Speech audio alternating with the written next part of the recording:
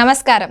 BRK భక్తి ప్రేక్షకులందరికీ స్వాగతం. నేను మానస. ఈరోజు మనతో పాటు ఉన్నారు ప్రముఖ ఆధ్యాత్మికవేత్త, జ్యోతిష పండితులు, భారతీ శంకరపీఠం వ్యవస్థాపకులు బ్రహ్మశ్రీ తిరుపతి మూర్తి అవధాని గారు ఉన్నారు. గురుగారిని అడిగి మరికొన్ని విషయాలు తెలుసుకుందాం. నమస్కారం గురుగారు. ఓం శ్రీ మహాగణాధిపతయే నమః. గురుగారు, విశ్వవసు నామ సంవత్సరంలో 12 రాశుల వారికి ఎలా ఉండబోతుంది? ఏ రాశుల వారికి అనుకూలంగా ఉంది, ఏ రాశుల వారికి వ్యతిరేకంగా ఉంది? వాళ్ళు ఎలాంటి పరిహారం చేసుకుంటే మంచిదంటారు? విశ్వావసోత్ర గంధర్వదండే రాత్రిత్రయం వసః ఆవయోః ప్రీతిముత్పాద్య రక్షమాం శుభలక్షణం. విశ్వావసు, మీరు ఇలా చెబుతున్నారేమిటి అని అనుకోకపోతే చెప్తా. ఈ రాశి ఫలాలు అనేటువంటిది ఏదైతే ఉన్నాయో, ఉగాది నుంచి నెల రోజుల పాటు ఈ రాశి వారికి ఇలా ఉంటుంది అని మనం చెప్తాం. ఈ రాశి వారికి ఇలా ఉంటుందని మనం చెప్తాం. ఎవ్వరు ఏ రకాలుగా ఏం చెప్పినా మే 31 వరకు కూడా, నాది కావచ్చు, మీది కావచ్చు, ఆయనది కావచ్చు, ఎవరిదైనా సరే, అందరికీ కూడా నెత్తి మీద భారం తప్పదు మే 31 వరకు. ఎందువలనంటే షష్ఠగ్రహ కూటమి ప్రభావం మే 31 వరకు ఉంటుంది. ఈ 31 లోపు మనం ఉండేటువంటి విధానాన్ని అనుసరించి అది పెరగటమా తగ్గటమా అనేటువంటి విషయం ఉంటుంది. తర్వాత అది వేరే విషయం. ఎండలు విపరీతంగా రావటము, చాలామంది పెట్టలు రాలిపోతారమ్మా.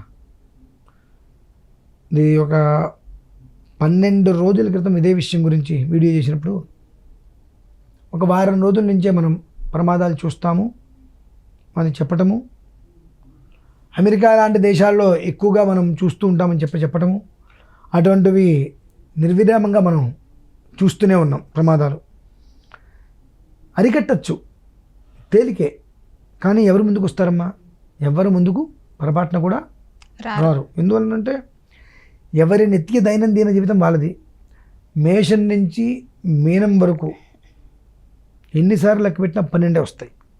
ఈ 12 రాశుల వారు ఏ కారణం చేతనైనా చల్లటి నీళ్ళలో కూర్చున్నా హాయిగా నెత్తి మీద బరువు మోయక తప్పదు. కాకపోతే ఆ బరువు మోస్తున్నామని తెలియకపోవచ్చేమో చల్లదనంలో కూర్చోవడం వల్ల. కానీ మే 31 వరకు కూడా వీళ్ళకి ఇది, వీళ్ళకి ఇంత యోగం, వీళ్ళకి ఇంత భోగం అని చెప్పి నిర్ధారించడం అనేటువంటిది తేలికైన విషయం అయితే కాదు. ఎందువలన ఇందాక కూడా మనం ఒక వీడియోలో చెప్పుకున్నాం. ఇప్పుడు మనకు ఉత్తర కొరియాను, నార్త్ కొరియాను ఇవి ఉన్నాయి. నార్త్ కొరియా అనుకుంటా, దానికి ప్రధానమంత్రి ఎవరమ్మా? ఏదో మామయ్యో అత్తయ్యో ఎవరు ఉంటారు, ఆయన కిమ్మామ్ గారు అని చెప్పి, ఆయన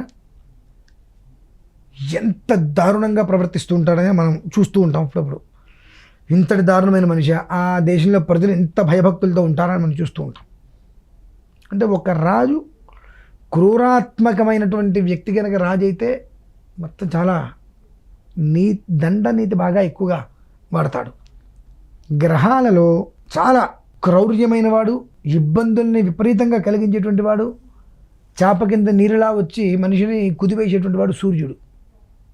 ఆ ఒక్క సూర్యుడు రాజు అవుతున్నాడు. అతనే సేనాధిపతి. కాబట్టి ఇప్పుడు అందరూ కూడా ఎవరి మాట వింటారు?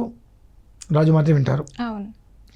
రాజుకి అంత కర్కోటకుడిగా, కోపముగా ఉండి అన్నప్పుడు ఆ ప్రభావం అనేటువంటిది రాజ్యం మీద ఉంటుంది, గట్టిగానే ఉంటుంది. దానికి తోడు షష్ఠగ్రహ కూటమిలో సూర్యుడు, శని కూడా కలిసే ఉంటున్నారు. రవి శని కలయికే ప్రమాదం. రవి కలయిక మంచిది. మళ్ళీ శని రవి కలయిక మంచిది. రవి శని కలయిక ఒక్క మకర సంక్రాంతికి మాత్రమే యోగం. తత్మా ఎప్పుడు మంచిది కాదు అది. రవి శని తండ్రి కొడుకులమ్మ, ఇద్దరు కూడా బద్ధ శత్రువులు. కనుక ఆ స్థితిలో వచ్చినప్పుడు ఇద్దరూ ఒకే చోట మీనంలో ఉండటం, 6 గ్రహాలు పాపగ్రహాలుగా ఉండటం, రవి రాజు సేనాధిపతి అవ్వటం అనేటువంటిది ఒక రకంగా మనం అందరము చేసుకున్నటువంటి దురదృష్టం అని చెప్పవచ్చు. మే 31 వరకు ఏది ఎలా అనుకున్నప్పటికీ కూడా ఎక్కడో ఒక 4-5 నక్షత్రాల వారికి కాస్త భగవంతుడు అనుగ్రహించాడని చెప్పి తెలుసుకోగలుగుతారు ఏమో. మిగిలిన వారందరూ కూడా అనుగ్రహం దొరికినప్పటికీ కూడా ఆ నెత్తి మీద బరువు అనేటువంటిది మే 31 వరకు కూడా అనుభవించక తప్పదు. చల్లటి నీళ్ళల్లో ఉంటారు, హాయిగా ఉంది నాకేంటి అనుకుంటాం. ఆ నెత్తి మీద ఉండేటువంటి ప్రెజర్ ఉంటుంది చూసారమ్మా, అది అన్ని ఉదయం నుంచి సాయంత్రం వరకు మనం రోడ్డు మీద అన్నీ క్లియర్ చేసుకొని ఇంటికి వచ్చి ప్రశాంతంగా తిని పడుకుందాం అన్నప్పుడు అవన్నీ నెత్తి మీదకి వచ్చి నిద్ర పట్టనీయకుండా మనిషిని చాలా చరస్య అంటారు, నానా చరస్య, తిమ్మిరి బిమ్మిరి చేస్తాయి మనిషిని. తిండి తినేవదు, నిద్రపోనివ్వదు, ప్రశాంతంగా ఉండనివ్వదు, ఖాళీగా కూర్చొనివ్వదు, ఏ పని కూడా రానివ్వదు, నానా చికాకులుగా ఉంటుందన్నమాట.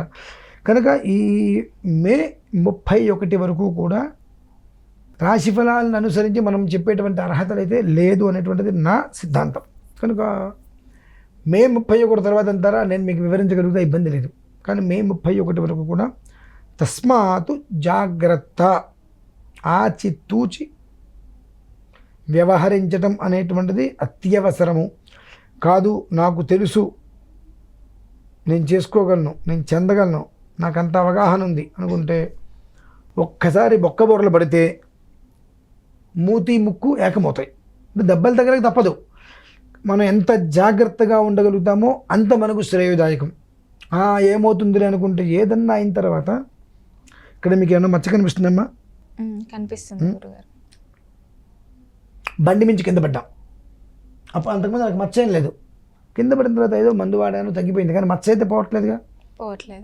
సో కాబట్టి ఒక అనర్థం జరిగిన తర్వాత ఆ మచ్చపమ్మంటే పోదు.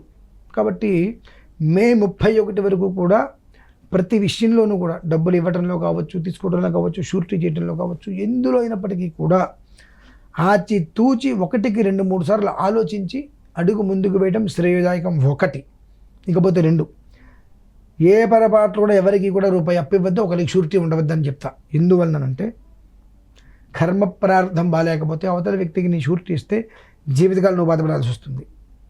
మే 31తో పోయేటువంటి దరిద్రాన్ని పెంచుకుంటూ పోతాం మనం. దీనికి ఉదాహరణ చెప్పంటారా? ఒక తెలివిగలవాడు, ఒక తెలివి తక్కువవాడు వెళ్తున్నాడు. తెలుసమ్మా మీకు ఇది? రోడ్డు మీద వెళ్తున్నారు. వెళ్తుంటే తెలివి తక్కువవాడు కాలికి ఏదో అంటుంది, చూశాడు, ఏదో అంటుంది, మనం ఏం చేస్తాం, ఇంటికి వెళ్ళి కాలు కొడుకుందాం నిలిపాడు. తెలివిగలవాడు చూశాడు, ఇదేదో కాలికి అంటుంది, దాని సంగతి ఏంటో చూడాలని చెప్పి వేలుపెట్టి తీశాడు. దాన్ని ముక్కు దగ్గరికి వాసన చూసుకుని ముక్కు అంటించుకున్నాడు. తెలివిగలవాడు ఏం చేశాడు? 3 చోట్ల అంటించుకుని ఇబ్బందులు పడ్డాడు. తెలివి తక్కువవాడు అంటింది, అదే ఇంటికి వెళ్ళి కాలు కొడుతున్నాను వెళ్ళిపోయాడు. ఆ రకంగా మనం అంటి ముట్టట్టుగా ఉంటే ద్వాదశ రాశుల వారు బ్యాలెన్స్డ్గా వ్యవహారం చేసుకోగలుగుతారు. అలా కాకుండా ఎక్కువగా ప్రలోభాలకి, అంటే ఊసిపోకలు అంటారు, తెలుసా మీకు? తెలీదు.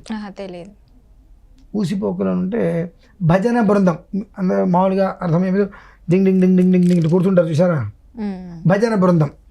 వీళ్ళు మన చుట్టూతా చేరి నీకేంటి నీకేంటి నీకేంటి దూకు దూకు దూకు అంటారు.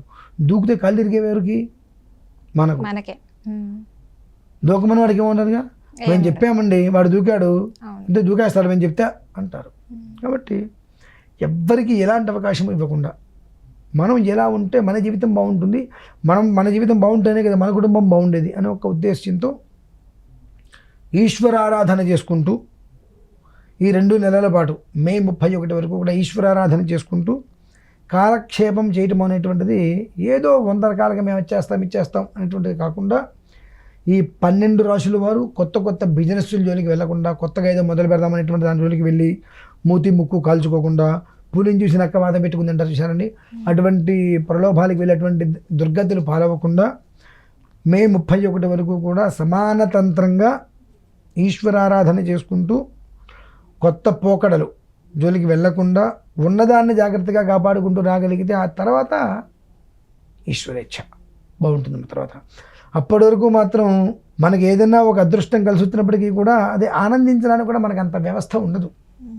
ఎందుకంటే ఇక్కడి నుంచి ఈ వరకు మనకు జరిగేది తెలుస్తూ ఉంటుంది, ఇక్కడి నుంచి కింద వరకు మనకి ఏం జరుగుతుందో తెలియదు. ఎందువల్లంటే ఇక్కడ వరకు ఇదంతా నీళ్ళలో చల్లగా హాయిగా ఉంటుంది, ఇక్కడి నుంచి ఇక్కడ వరకే కదా. అది ఎప్పుడు తెలుస్తుందంటే మనకు మొత్తం బయట మొత్తం క్లియర్ చేసుకొని భోజనం చేసి వచ్చి పడుకున్న చూసారా, ఆ భోజనం ఎక్కదు.